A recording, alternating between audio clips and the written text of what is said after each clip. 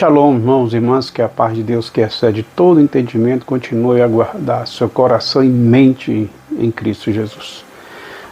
Já entramos aí na última quinzena de 2025, 2026 se aproxima, e eu penso que uma reflexão sobre ciclos, sobre tempo, é importante para nós pensarmos, refletir, meditar um pouco sobre o tempo.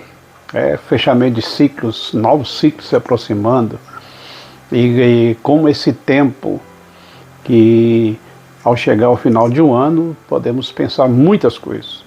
De repente algumas pessoas estão pensando agora nessa reta final do ano sobre arrependimentos, sobre faltas que não conseguiu contemplar durante o ano, pressa, agora está acabando o ano. Então é importante pensarmos sobre isso. Se pensarmos nas perspectivas do tempo do ponto de vista de Deus. Deus não tem. Antes que o mundo existisse, Ele era Deus. O Salmo 90, Moisés diz de eternidade a eternidade, tu és Deus. Ele sempre existiu.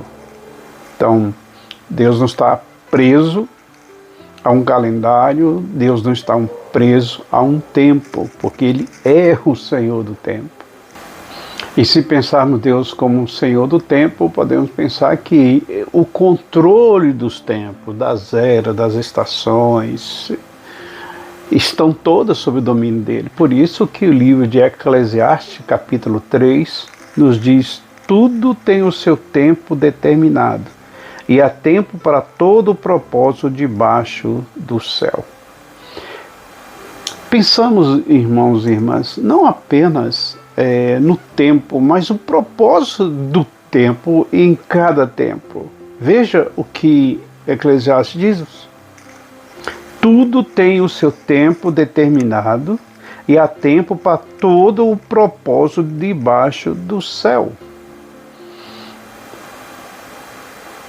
Todo o tempo tem um propósito de Deus para esse tempo. Então, pensando que no ano de 2025, houve um propósito nesse tempo na nossa vida. O que nós vivenciamos, o que nós experimentamos, podemos pensar que no decorrer do ano que está se findando, que houve um propósito em muitas das nossas vivências no decorrer do ano. Teve um propósito nisso.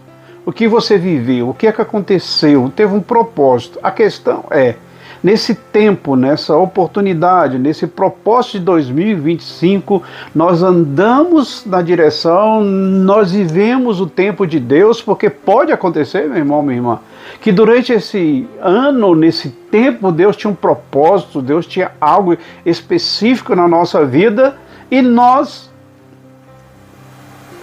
não atingimos, nós não procuramos, nós não fizemos para cumprir esse propósito de Deus na nossa vida.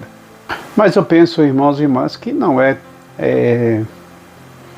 um momento também nesse tempo de desânimo, de tristeza, mas de esperança. Porque se no nosso coração está a certeza que Deus está no controle do tempo, que cada tempo tem seu propósito, nós podemos também nesse tempo renovar nossa esperança nesse Deus que está no controle de todas as coisas, de todo o tempo. Porque ainda em Eclesiastes capítulo 3, o versículo 11, o escritor bíblico diz: tudo fez formoso em seu tempo, também pôs o mundo no coração do homem. E outras versões, pôs a eternidade no coração do homem. Então, Deus está no controle. E isso nos dá esperança, irmão, para 2026.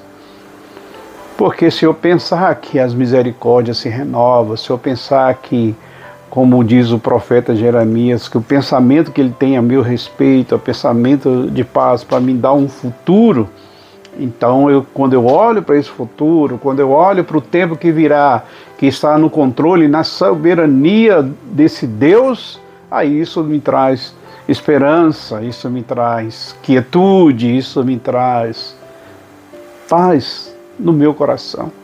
Olhe para os desafios que você enfrentou durante esse ano. Se você olhar lá para esse desafio que tem acontecido no início do ano, no meio do ano, que época foi, e quando você estava lá parecia que seria tão difícil contornar, vencer, mas agora você está no final do ano.